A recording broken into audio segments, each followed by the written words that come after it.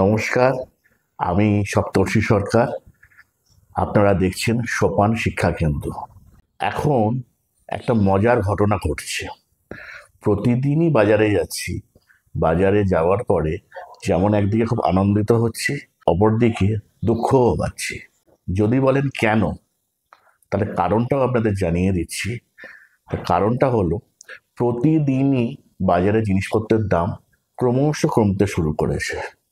এর ফলে কি হয়েছে, ধরুন কিছুদিন আগে আলুটা কিনতে শুরু করেছিলাম মাত্র 16 টাকা থেকে, আজকে কিনলাম 10 টাকা করে।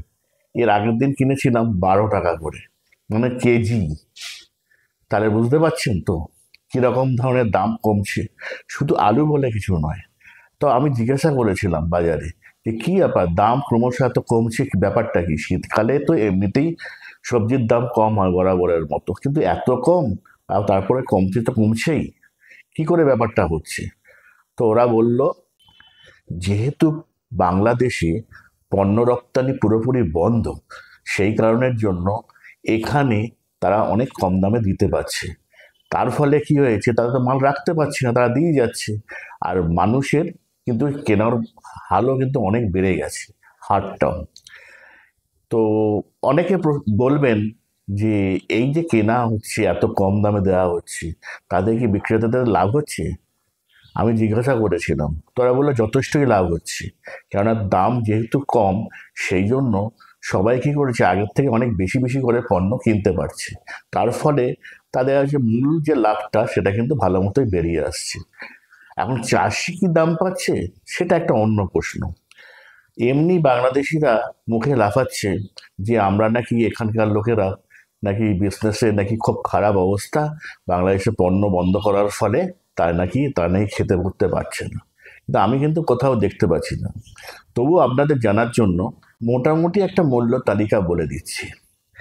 ফুলকপি, মানে দুটো এরকম বড় বড়, মানে ঠিক এরকম বড় বড় সাইজের দুখানা ফুলকপি 15 টাকা।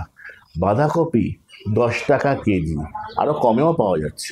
বেগুন, ভালো বেগুন, একদম সুন্দর দারুণ মখমলের মতো ভেতরে, এবার কাটলে কোনো পোকা টোকা কিছু নেই, 20 টাকা মাত্র কেজি। গাজর, বিনস, সেগুলো 20 টাকা কেজি। ক্যাপসিকাম 30 টাকা 35 টাকা করে বিক্রি হচ্ছে। মানে বুঝতে পারছেন, এর ফলে ভারতীয়দের পোয়া বড় হয়ে গেছে। এদিকে বাংলাদেশিরা বলছে নাকি এখানের লোকেরা নাকি না খেতে পেয়ে মরছে, ব্যবসা বাণিজ্য নাকি একদমই হচ্ছে না। আসলে ভারতের মার্কেটটা এত বড়, এই চট করে এই জিনিসকে এখানে ব্যবসাতে মার খাওয়ানো যায় না। আর আরেকটা কথা এখানে বলে রাখি, এর আগে আমি একবার প্রচার দেখলাম যে বাংলাদেশিরা না আসার ফলে কলকাতা সংলগ্ন অঞ্চল, মানে একদম নিউ মার্কেটের কাছে মার্কুই স্ট্রিট, যেখানটাতেই মূলত বাংলাদেশিরা থাকে আর কি, সেখানকার হোটেল টোটেল ব্যবসায়ীরা নিয়ে খেতে পাচ্ছে না। কিন্তু আমি দুদিন আগেই আমি ওখান থেকে ঘুরে এসেছি। হ্যাঁ, হোটেলগুলো, ওখানে যে ধরনের হোটেল, সেখানে এমনি ভারতীয়রা, অন্য প্রদেশের লোকেরাও এখানে যায় না, আর অন্যান্য বিদেশিরাও তাদের ওই স্ট্যান্ডার্ডে তাদের পোষাবে না। তো সেই কারণের জন্য বাংলাদেশিরা ওখানে যেত, আর বাংলাদেশে আরও পছন্দ করতো, শুধু তো ওই কারণের জন্য না, ওখানে তারা কাছাকাছি থাকতো, এয়ারপোর্টটা কাছে হয়, তারপর ওখানে তারা গরুর মাংসটা খেতে পারে, কারণ ওটা মুসলিম অঞ্চল। মানে তারা যে ধরনের খাবার দাবার খেয়ে অভ্যস্ত, সেটা ওখানে পাওয়া যায় এবং একটু কম খরচায় থাকতে পারে। ফলে বাংলাদেশিরা না আসার ফলে হোটেলগুলো ঠিকমতো চলছে না, একটুখানি ওদের অসুবিধা হচ্ছে। আর বাদ বাকি যত যে বাজার দোকানগুলো রয়েছে, বিভিন্ন যে পণ্যের যে মার্কেট আছে, ওখানে তো ফুটপাতের ওপরই সব ম্যাক্সিমাম সব দোকানপত্র। বড় বড় মার্কেট যেমন আছে, এই পাশাপাশি ফুটপাতের ওপরও প্রচুর দোকান রয়েছে। গ্র্যান্ড হোটেলের সামনে, মেট্রো গলি, আশপাশ বহু জায়গাতে রয়েছে, বহু মার্কেটও রয়েছে, এমনিও রয়েছে। সেখানে কিন্তু বিক্রির অন্ত নেই, ক্রেতারও কোনো শেষ নেই। হ্যাঁ, এটা হতে পারে যে বাংলাদেশিরা আসলে হয়তো আরও বেশি বিক্রি হতে পারতো, সেটাই। কিন্তু বাংলাদেশিটা আসেনি বলে পৃথিবী একদম উল্টে গেছে, ভারতবর্ষ মার খেয়ে গেছে, এটাও কিন্তু একদম নয়। তাই সত্যিটা সত্যি করেই জানাচ্ছি। যা রেটগুলো দিলাম, একদম সঠিক রেট, যে কোনো ভারতীয় এখন বাজারে গেলে দেখলেই বুঝতে পারবেন।